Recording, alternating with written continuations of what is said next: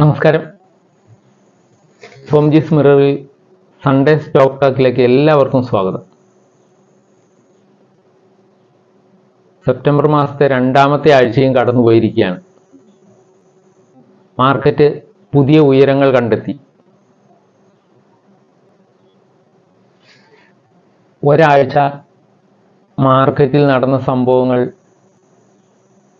വളരെയേറെ ശ്രദ്ധയോടെ വീക്ഷിക്കേണ്ട കാര്യങ്ങളായിരുന്നു.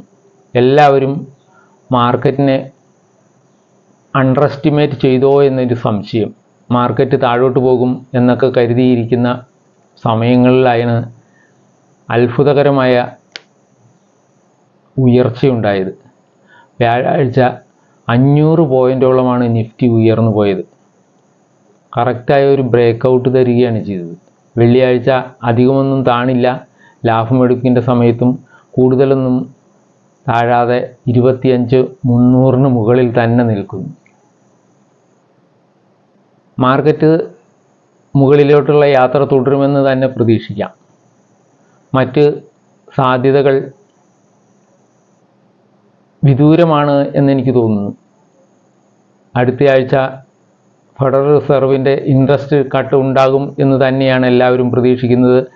അത് എത്രയായിരിക്കും എന്നുള്ളതിലാണ് സംശയം. 0.25 ആണോ 0.50 ആണോ കുറവുണ്ടാവുക എന്ന് എല്ലാവരും ഉറ്റുനോക്കുകയാണ്. എന്തായാലും ഒരു കുറവുണ്ടാകുമെന്ന് എല്ലാവരും ഉറച്ചു വിശ്വസിക്കുന്നു.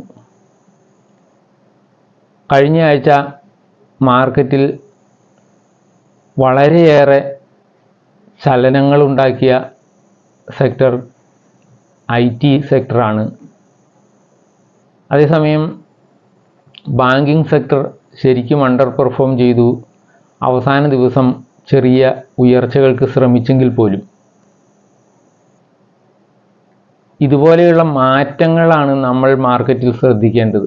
മാർക്കറ്റിൻ്റെ ഉയർച്ച തുടർന്നു പോകുമ്പോൾ ഒരു സെക്ടറിൽ നിന്ന് മറ്റൊരു സെക്ടറിലേക്ക് അതിൻ്റെ ചലനങ്ങൾ, ദ്രുതചലനങ്ങൾ മാറാനിടയുണ്ട്. അത് ഒരു സെക്ടർ അതിൻ്റെ പീക്കിലെത്തിയത് കൊണ്ടോ അല്ലെങ്കിൽ അതിൻ്റെ ഇതുകൊണ്ടോ ആയിരിക്കില്ല. പക്ഷേ അതിൻ്റെ വാല്യുവേഷൻ ഇത്തിരി ഉയർന്നു കഴിയുമ്പോൾ അതിനെ അവിടെ നിർത്തിക്കൊണ്ട് മറ്റ് മേഖലകളിലേക്ക് തിരിയാൻ ഇൻവെസ്റ്റേഴ്സ് തയ്യാറാകും. അങ്ങനെ പല മേഖലകളിൽ നിന്ന് മേഖലകളിലേക്കുള്ള ആ ചാഞ്ചാട്ടം ഈ ബുൾ മാർക്കറ്റിൽ എപ്പോഴും ഉണ്ടാവും. എങ്കിലേ മാർക്കറ്റ് ശരിയായ ദിശയിൽ പോവുകയുള്ളൂ എന്നും കൂടെ നമ്മൾ കരുതണം. അതായത് എല്ലാ സെക്ടറുകളെയും അതിൻ്റെ ചലനത്തിൽ ഉൾപ്പെടുത്താൻ കഴിയുന്നത് അപ്പോഴാണല്ലോ. അതുകൊണ്ട് അത്തരം മാറ്റങ്ങളൊക്കെ ഉണ്ടാവും. അടുത്ത ഒരാഴ്ചത്തേക്ക് മാർക്കറ്റ് എങ്ങനെയായിരിക്കുമെന്നാണ് ഇനി ആലോചിക്കാനുള്ളത്. മാർക്കറ്റിൻ്റെ ഇന്നത്തെ ഗതിവിഗതികൾ വെച്ച് നോക്കുമ്പോൾ, ഈ കഴിഞ്ഞ ആഴ്ചത്തെ ഗതിവിഗതികൾ വെച്ച് നോക്കുമ്പോൾ ഉയരങ്ങൾ വീണ്ടും കണ്ടെത്തും, പുതിയ ഉയരങ്ങൾ വീണ്ടും കണ്ടെത്തുമെന്ന് തന്നെയാണ് എല്ലാവരുടെയും പ്രതീക്ഷ. നമ്മുടെ ഈ റിസർവ് ബാങ്ക് ഗവർണർ ഈ കഴിഞ്ഞ ദിവസം സിംഗപ്പൂരിൽ നടന്ന ഒരു സമ്മേളനത്തിൽ പറഞ്ഞതുപോലെ നമ്മൾ കണക്കുകൂട്ടിയതിൽ മുകളിലായിരിക്കും തീർച്ചയായിട്ടും GDPയുടെ ഫോർകാസ്റ്റ് അവർ നൽകിയതിനേക്കാൾ കൂട്ടിയായിരിക്കുമെന്ന് ഉറപ്പിച്ച് പറഞ്ഞിട്ടുണ്ട്. 7.2 ഉയരും എന്ന് പറയുന്നു. 6.8 ഒക്കെ കണ്ടിരുന്ന സ്ഥാനത്ത് 7.2 വരും. അത് 8% എത്തിയാൽ അതിശയിക്കാനില്ല എന്നാണ് റിസർവ് ബാങ്ക് ഗവർണർ പറയുന്നത്.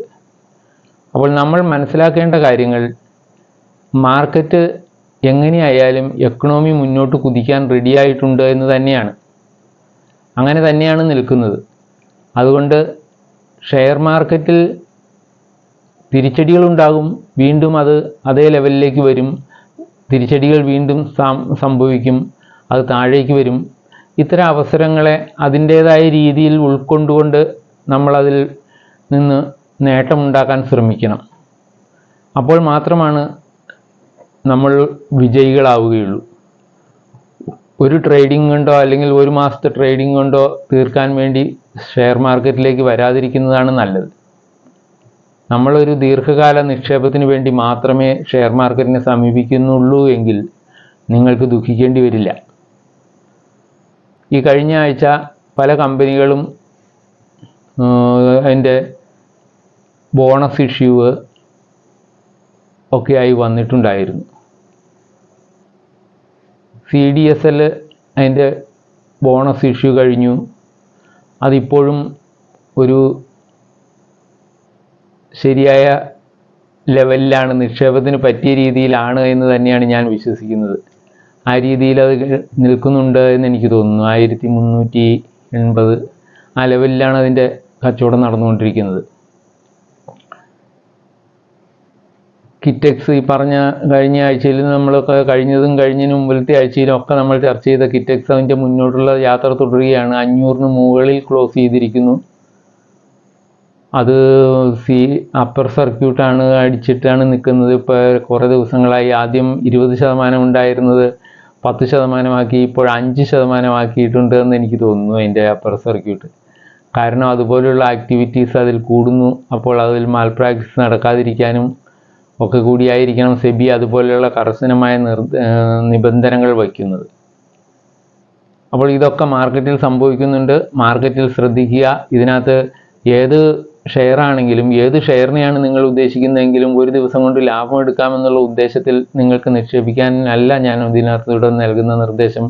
ഇത് നിങ്ങൾക്ക് അറിവിലേക്ക് നൽകുന്നതാണ്. നിങ്ങൾ ഷെയർ മാർക്കറ്റിൽ ഇടപെടുമ്പോൾ ശ്രദ്ധിക്കാൻ വേണ്ടിയാണ്. ഈ ഇത്തരം ഷെയറുകൾ നിങ്ങളുടെ റഡാറിലേക്കൊന്ന് കൊണ്ടുവരിക എന്നതാണ് എൻ്റെ ഉദ്ദേശം.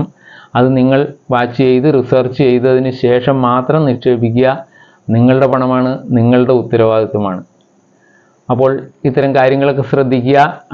ഞാനൊരു 2 ഷെയറിൻ്റെ കാര്യങ്ങൾ കൂടി നിങ്ങളുടെ ശ്രദ്ധയിലേക്ക് കൊണ്ടുവരാം. ഈ അടുത്ത് മാർക്കറ്റിൽ FIs ഒക്കെ ശ്രദ്ധിച്ച 2 ഷെയറുകളായതുകൊണ്ട് നിങ്ങളുടെ ശ്രദ്ധയിൽപ്പെടുത്തുകയാണ്. NHPC ആണൊന്ന്, നാഷണൽ ഹൈഡ്രൽ പവർ ലിമിറ്റഡ് ആണ്,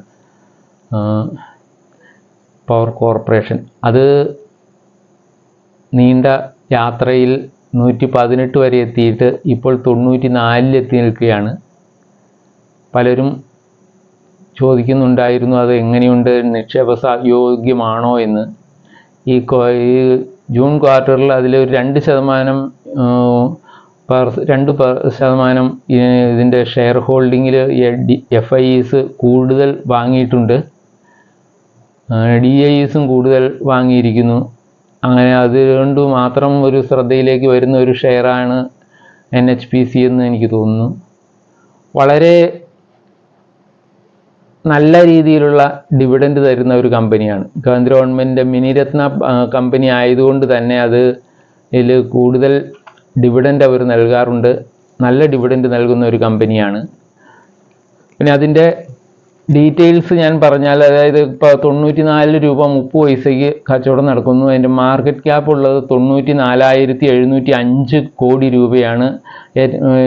ഇയർലി ഹൈ കിടക്കുന്നത് 118 48 ലോ കിടക്കുന്നത്. അതിൻ്റെ PE 26.2 26.2. ഇതിൻ്റെ ബുക്ക് വാല്യൂ എന്ന് പറഞ്ഞാൽ 38.5, ROE 9.61. ഇത് ഫേസ് വാല്യൂ 10 രൂപ ഫേസ് വാല്യൂ ഉള്ള ഷെയറാണ്. Dividend yield 2.02%. നല്ല ഡിവിഡൻഡ് ഈൽഡ് നൽകുന്ന ഒരു കമ്പനിയാണ്. ഡിവിഡൻഡ് പേ ഔട്ട് ഏകദേശം 50.6% വരാറുണ്ട്. പിന്നെ ഇതിൻ്റെ മറ്റ് പ്രവർത്തന മേഖലകളിലേക്ക് അത് പ്രവർത്തനം വ്യാപിപ്പിക്കുന്നു എന്നുള്ളതാണ് ഇതിനെ സംബന്ധിച്ച് ഏറ്റവും ശ്രദ്ധേയമാക്കുന്ന ഒരു കാര്യം. സോളാർ പവറിലേക്ക്, റിന്യൂവബിൾ എനർജിയിലേക്ക്, ഈ ഹൈഡ്രോ പവർ കൂടാതെ റിന്യൂവബിൾ എനർജിയിലേക്ക് അവർ മാറുന്നു.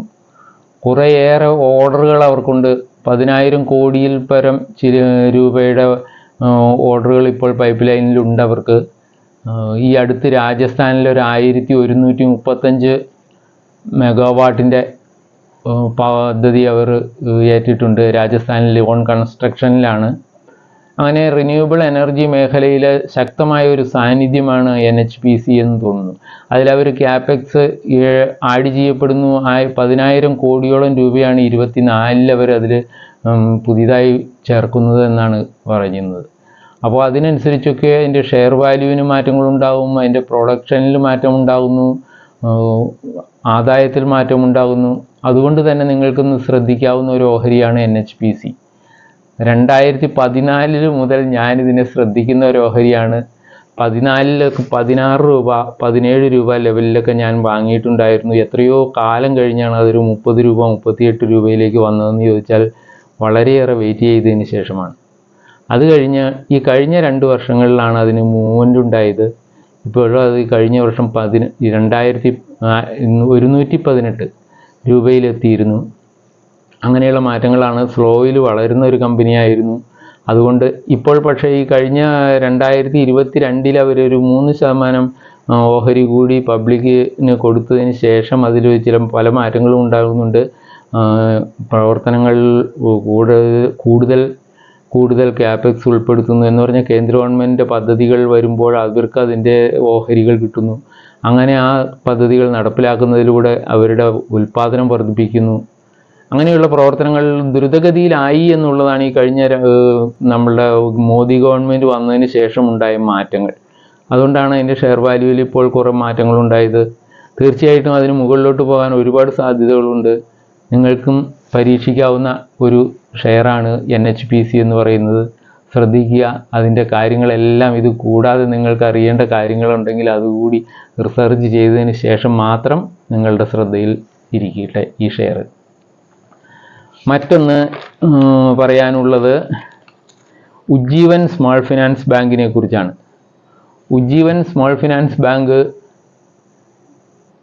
കുറേ കാലങ്ങൾക്ക് മുമ്പ് 55 രൂപ 53 രൂപ 55 രൂപ ലെവലിൽ കിടന്നപ്പോഴും ഞാനിതിനെക്കുറിച്ച് പറഞ്ഞിരുന്നതാണ്. അത് താഴോട്ട് വന്ന് ഇപ്പോൾ 42 രൂപയിലാണ്. 42 രൂപ 70 പൈസയിൽ അവസാനിച്ചിരിക്കുന്നത്. അപ്പോൾ ഇപ്പോൾ കുറേയേറെ ബ്രോക്കിംഗ് ഏജൻസികൾ, ബ്രോക്കിംഗ് സ്ഥാപനങ്ങളെല്ലാം അതിനെ ബൈ റേറ്റിംഗ് കൊടുത്തിരിക്കുന്നു. അത് ബൈ ചെയ്യാൻ പറയുന്നു. അതിൻ്റെ ആക്ടിവിറ്റീസ് കൂടുന്നു. അതിന് നെറ്റ് പ്രോഫിറ്റ് കൂടുന്നു. അങ്ങനെയുള്ള ചില മാറ്റങ്ങളൊക്കെ വരുന്നു എന്നാണ് ഇവരൊക്കെ പറയുന്നത്. FIs അതിൻ്റെ ഷെയർ ഹോൾഡിംഗ് കൂട്ടിയിരിക്കുന്നു. 2% മുകളിൽ അവർ ഈ ജൂൺ ക്വാർട്ടറിൽ അത് കൂടുതൽ വാങ്ങിയിട്ടുണ്ട്. അങ്ങനെയൊക്കെയുള്ള ചില മാറ്റങ്ങൾ അതിൽ വന്നിട്ടുണ്ട്. അതുകൊണ്ടാണ് ഇതിനെ ഒന്ന് ശ്രദ്ധിക്കാമെന്ന് എനിക്കിപ്പോൾ തോന്നുന്നത്. 42 രൂപ 70 പൈസയാണ് ഇപ്പോൾ അതിൻ്റെ ക്ലോസിംഗ് റേറ്റ് കിടക്കുന്നത്. അതിൻ്റെ ഹൈ എന്ന് പറഞ്ഞാൽ 63 40 ലോ കിടക്കുന്നത്, ഇയർ ലോ. മാർക്കറ്റ് ക്യാപ്പ് എന്ന് പറഞ്ഞാൽ 8261 കോടി രൂപയാണ്. സ്മോൾ ഫിനാൻസ് മേഖലയിൽ ഉള്ള ഒരു നോൺ ബാങ്കിങ് ആയിട്ട് വർക്ക് ചെയ്തുകൊണ്ടിരുന്നതാണ്. അതിന് ബാങ്കിങ്ങിൻ്റെ ലൈസൻസ് കിട്ടി, സ്മോൾ ഫിനാൻസ് ബാങ്കായിട്ട് വർക്ക് ചെയ്യുന്നു. അത് ഉടനെ തന്നെ അതിന് ശക്തമായ ഒരു ബാങ്കിങ് സംവിധാനമായി എല്ലാത്തരം ബാങ്കിങ് ഇടപാടുകൾക്കും പറ്റിയ വലിയ ബാങ്കായി മാറും എന്നുള്ള പ്രതീക്ഷയാണ് എല്ലാവർക്കും ഉള്ളത്. അതിൻ്റെ പ്രവർത്തനങ്ങൾ ആ രീതിയിൽ മുന്നോട്ട് കൊണ്ടുപോകുന്നുമുണ്ട്. അതൊക്കെയാണ് ഈ ഉജ്ജീവൻ സ്മോൾ ഫിനാൻസ് ബാങ്കിനെ കുറിച്ച് പറയാനുള്ളത്. അതിൻ്റെ ഡിവിഡൻഡ് ഈൽഡ് നന്നായി നൽകുന്ന ഒരു ബാങ്കാണത്. 3.151 അതിൻ്റെ ഡിവിഡൻഡ് ഈൽഡ് കിടക്കുന്നത്. ഫേസ് വാല്യൂ 10 രൂപയാണ് ഷെയറിന്. അതിൻ്റെ ഷെയർ ഹോൾഡിംഗ് പാറ്റേണിൽ 24.68% FIസിൻ്റെ കാണുന്നുണ്ട്. അത് 3.48% ആയിരുന്നതാണ് ഇത്രമാത്രം മാറ്റം വരുത്തിയിരിക്കുന്നതെന്ന് ഓർക്കണം FIs. അതുപോലെ തന്നെ DIs 7.33% അവരുടെ കയ്യിലുണ്ട്. അത് 2.33% ആയിരുന്നു മാർച്ച് ക്വാർട്ടറിൽ. ഇപ്പോഴാണത് ഇവർ കൂട്ടിയിരിക്കുന്നത്. അങ്ങനെയുള്ള ചില കാര്യങ്ങൾ അതിൽ സംഭവിക്കുന്നുണ്ട് എന്നുള്ളത് കൊണ്ടാണ് ഞാനതിനെ ശ്രദ്ധിക്കാൻ പറയുന്നത്. ഒന്ന് ശ്രദ്ധിക്കാവുന്ന ഒരു സ്റ്റോക്ക് തന്നെയാണ് ഉജ്ജീവൻ സ്മോൾ ഫിനാൻസ് ബാങ്ക് എന്ന് എനിക്ക് തോന്നുന്നു. അപ്പോൾ ഇത്രയൊക്കെയാണ് ഈ ആഴ്ച എനിക്ക് പറയാനുള്ളത്. അതിനകത്ത് ഏറ്റവും പ്രധാനമായും ഒരു വാർത്ത ഇപ്പോൾ കണ്ടതിനെ കുറിച്ചും കൂടെ പറഞ്ഞിട്ട് അവസാനിപ്പിക്കാമെന്ന് എനിക്ക് തോന്നുന്നു. അതായത് നോർത്ത് ഇന്ത്യയിലെ ആളുകൾ ഷെയർ വാങ്ങുന്നതിനും മ്യൂച്വൽ ഫണ്ട് വാങ്ങുന്നതിനും ഇമ്പോർട്ടൻസ് കൊടുക്കുന്നു. അവർ സ്വർണം വാങ്ങുന്നതിനേക്കാളും ഭൂമിയിൽ നിക്ഷേപിക്കുന്നതിനേക്കാളും സ്റ്റോക്കിൽ നിക്ഷേപിക്കാൻ അല്ലെങ്കിൽ മ്യൂച്വൽ ഫണ്ടിലൊക്കെ നിക്ഷേപിക്കാൻ താല്പര്യപ്പെടുന്നു. അവിടെ അക്കൗണ്ടുകൾ തുടങ്ങുന്നത് 4 ഇരട്ടിയായി വർദ്ധിച്ചു എന്നൊക്കെ ഉള്ള വാർത്തകൾ വേണം. അക്കൗണ്ട് എന്ന് പറഞ്ഞാൽ DP അക്കൗണ്ടുകളുടെ ഡെപ്പോസിറ്ററി അക്കൗണ്ടുകൾ തുടങ്ങുന്നത് 4 ഇരട്ടിയായി വർദ്ധിച്ചിട്ടുണ്ട്. എന്നൊക്കെയുള്ള വാർത്തകൾ എടുക്കുന്നുണ്ട്. ഇതെല്ലാം കാണിക്കുന്ന ഒരു കാര്യം എന്താണെന്ന് വെച്ചാൽ ഇന്ത്യക്കാരുടെ സാമ്പത്തിക നിലയിലേക്ക് അല്ലെങ്കിൽ നിലവാരം ഉയരുന്നതിലേക്ക് സ്റ്റോക്ക് മാർക്കറ്റിനുള്ള പങ്കിനെക്കുറിച്ച് പലരും തിരിച്ചറിയുന്നു എന്ന് ഞാൻ മനസ്സിലാക്കുന്നു. സ്റ്റോക്ക് മാർക്കറ്റിൽ നിക്ഷേപിക്കുന്നത് ഒരു ഗാംബ്ലിംഗ് ആണെന്ന് കരുതുന്ന ആളുകളിൽ നിന്ന് വ്യത്യസ്തമായി ചിന്തിക്കുകയും പുതിയ നിക്ഷേപ സാധ്യത അതിലുണ്ട് എന്ന് മനസ്സിലാക്കുകയും ചെയ്യുന്ന ആളുകൾ കൂടി വരുന്നു എന്നുള്ള ഒരു സന്തോഷകരമായ വാർത്തയാണ്. അത് തന്നെയല്ല, മ്യൂച്വൽ ഫണ്ടിലേക്ക് ഈ കഴിഞ്ഞ മാസം വന്നത് അതിനു മുന്നത്തെ മാസത്തേക്കാൾ എപ്പോഴും കൂടിക്കൊണ്ടിരിക്കുന്നു. SIP 23,600 കോടി രൂപയാണ് ഈ കഴിഞ്ഞ ഓഗസ്റ്റിൽ വന്നതെന്ന് പറയുന്നു. അപ്പോൾ നമുക്ക് ഊഹിക്കാമല്ലോ ഇതിൻ്റെ മാർക്കറ്റിലേക്ക് വരുന്ന പണത്തിൻ്റെ അളവ്. ഇത്രയും ക്യാഷ് മ്യൂച്വൽ ഫണ്ട് മാനേജേഴ്സിൻ്റെ കയ്യിലേക്ക് എത്തുകയാണ്. അവരത് മാർക്കറ്റിൽ മുടക്കുകയാണ്. എല്ലാ മാസവും ഇത് ആവർത്തിക്കപ്പെടുന്നു. NFO വരുന്ന മാസം അതിനേക്കാളും അതിൻ്റെ ഇരട്ടിയൊക്കെയാണ് മാർക്കറ്റിൽ വരുന്ന ക്യാഷ്. ഇപ്പോൾ ഈ FISൻ്റെ നിയന്ത്രണത്തിൽ നിന്ന് ഇന്ത്യൻ മാർക്കറ്റിനെ മോചിപ്പിച്ചെടുത്തിട്ടുണ്ട് എങ്കിൽ അതിൻ്റെ ഏറ്റവും വലിയ കാരണമെന്ന് പറഞ്ഞാൽ റീറ്റെയിൽ ഇൻവെസ്റ്റേഴ്സിൻ്റെ ഈ പണമാണ്. ആ റീറ്റെയിൽ ഇൻവെസ്റ്റേഴ്സ് ഇന്ത്യൻ മാർക്കറ്റിനെ നട്ടെല്ലോടെ നിൽക്കാനുള്ള ഒരു കപ്പാസിറ്റി നൽകിയിരിക്കുന്നു എന്ന് പറഞ്ഞാൽ അതിശയോക്തിയാവുമെന്ന് എനിക്ക് തോന്നുന്നില്ല. അപ്പോൾ ഇത്തരം കാര്യങ്ങളുള്ളതുകൊണ്ട് നിങ്ങളും ശ്രദ്ധിക്കുക. നിങ്ങൾക്ക് GP അക്കൗണ്ട് തുടങ്ങുന്നതിനൊക്കെയുള്ള സംവിധാനങ്ങൾ ചെയ്തു തരുന്നതാണ്, സൗജന്യമായി ചെയ്തു തരുന്നതാണ് ഇതെല്ലാം. നിങ്ങൾക്ക് അക്കൗണ്ട് തുടങ്ങാൻ താല്പര്യമുള്ളവർ ബന്ധപ്പെടുക. വാട്സാപ്പ് നമ്പർ കൊടുക്കുന്നുണ്ട്. ആദ്യമായി കാണുന്നവർ സബ്സ്ക്രൈബ് ചെയ്യുക. Thank you. വീണ്ടും കാണാം.